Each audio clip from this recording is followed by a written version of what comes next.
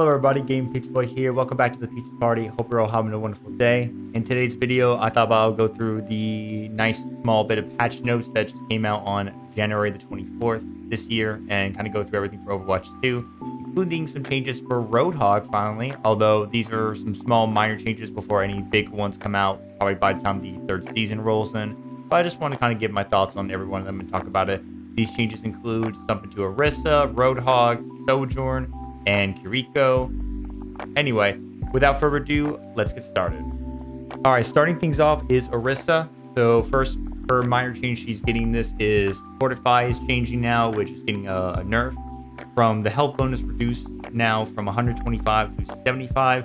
So usually on top of her 275 health and 275 armor, she would use whenever using Fortify would give it like an additional 125. That would basically add it up to about 675, I believe. That's total for that while the ability is active, and with both extra health and armor still remain. So she has a lot of health and armor that goes with her pretty much. And obviously the addition of obviously not being affected by movement pairing effects also on top of that can really make her quite the tank to go against. With this nerf now, it basically tones it down to like 625 I have now for the health in total.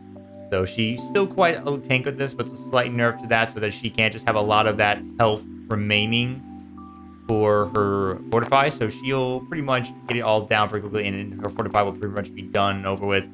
So it's nice to see that they're doing that little bit of nerf for her, because I know how much of the health she's getting from that. So it's going to be pretty good to kind of give her a nice nerf. So we'll see what happens for the future with this. So let me know what you guys think about it.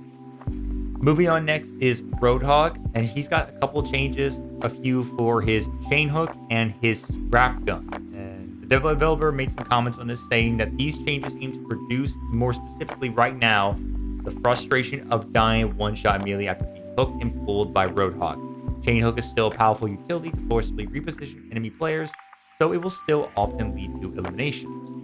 Its effectiveness will now be more dependent on specific hero matchups and how the hook target is being able to respond. So basically right now, until they release some of the bigger stuff, this main one is mostly focused on trying to still keep it still a force to be reckoned with, so it still helps its effectiveness to eliminate enemies when using the power feature to reposition them, of course, but it will be more dependent on certain specific hero matchups and how the hook target will now be able to respond. So first of all, to explain the chain hook, it's getting its impact damage reduced from 30 to 5, so it won't be dealing as much damage as it did when impact on people. The enemy final position distance from Roadhog as now after being pulled is increased from 3 meters to 4 meters. So it will be a little 1 meter increasement to that. So they'll have a chance to hopefully, get out of it. So you can kind of get out of there more quickly and easily, and won't get one hit so easily, but you'll still be pulled in, so you got to be ready for that, especially when Roadhog might be grouped up with other teammates, which is probably what the main goal for that is. I feel like with this situation, it's like now you have to be encouraged more to be with your teammates, especially to kind of take advantage of taking out your enemies. The scrap gun is getting some changes. This includes the damage per pellet reduced from 6.6 to 6 damage, so it will just be 6 instead of 6.6 of the damage per pellet now. Recovery time for the weapon is now been reduced from 0.85 to now 0.8 seconds. So obviously it will have a much lower recovery time. Obviously, reload time has been reduced from 2 to 1.75 seconds. So that will be a little slight quick buff right there, a little bit right there. So it's a little slight buff there for the recovery time and the reload time. So you'll be able to recover with your weapon and reload quickly with your weapon a little bit slightly. And the maximum ammo is now being increased from 5 to 6 now. So you'll have 6 now in your ammo slot now, pretty much. So I can see they were doing a couple of buffs, at least slightly for the scrap gun, just to match up with that. And the damage per pellet has now been reduced a little more, so it's a little bit not as effective as much, but it's still quite effective. Obviously, the chain hook is the main one I was kind of concerned for very much, obviously. And I know a lot of people hate the chain hook, so hopefully with this nerf for now, we'll hopefully find some easement with the Roadhog, but we know this isn't the complete main one. I have a feeling we're going to be seeing the next bigger changes later on when Season 3 comes out, because they have teased about there is plans for it. So our only eyes, just our only guess is just to keep an eye out for him, see what happens. So for now, I say this is a good thing starting off for us. Moving on next is Sojourn, and she's got some pretty big changes, especially involving how the railgun, her main weapon, is affected based on the damage of the primary fire to getting energy for her secondary fire, as we know. And the developer comments this: the energy gain adjustment will now help smooth out Sojourn's average railgun charge time because it won't benefit as much from critical damage or damage boost abilities. Hitting armor targets or other sources of damage reduction will result in quicker energy gains than before. Previously, damage boost and critical damage had an amplified effect for Sojourn since it reduced the time to build energy and lower the threshold at which her railgun's secondary fire became lethal. The reduction to primary fire will now further slow that down as well.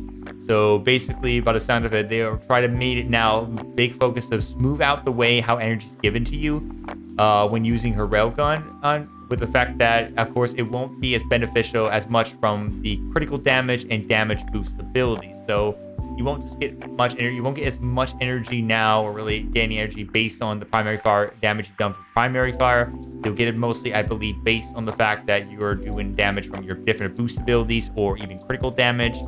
Like hitting armor targets or other sources of damage reduction, of course, and quicker energy gains than before, obviously now. So you will probably not get as much really at all now from the normal primary fire. You'll just get more, mostly from, of course, hitting those main key targets, as they say. And they also, of course, reduce the time to build the energy and lower the threshold, so that at which her secondary fire becomes lethal. For it, it will slow down as well for the primary, the production, also primary fire being slowed down as well during the situation. So, as they state here, energy gain is no longer based on damage by primary fire, so you will not get any energy now from just primary fire.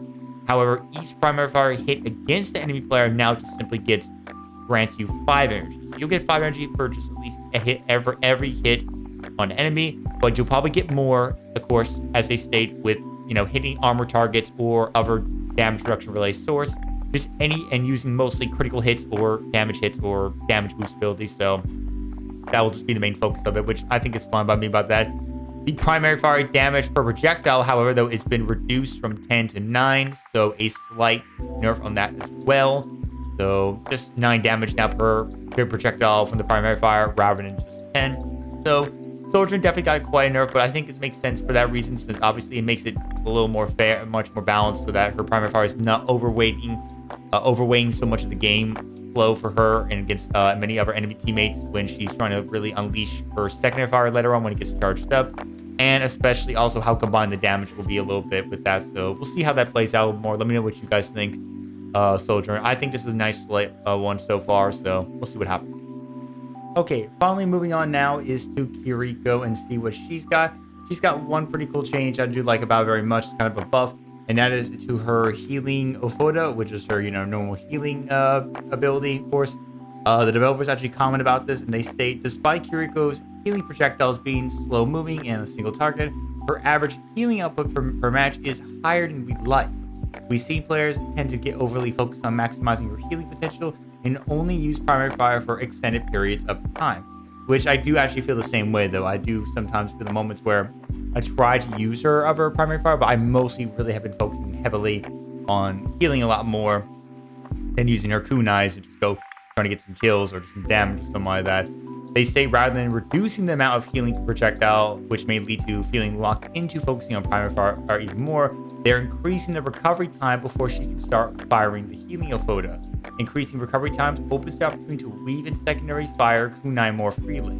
So the recovery time for healing Ofoda when you're using it has now been increased from 0.85 to just 1 second. So you'll have now a second split increase now. So it now takes just a second for the recovery time that it takes to just quickly still get your healing Ofoda, but still gives you kind of time at least mix it between both, obviously using your healing and also using your kunais to get some damage, some kills. So it's nice to see a little bit of a mix out of that, and I have seen people playing around with it a little bit, and it looks like it's doing pretty good so far for that. So I do like what they're doing for that. I like the nice change. So hopefully this will be a really cool one that you guys will hopefully enjoy when playing Kiriko, mixing up a little bit to maximize her healing potential, but also trying to maximize her primary fire potential as well to land some pretty good kunai hits and get some damage off some people, maybe some kills. So this is pretty cool. I do like this.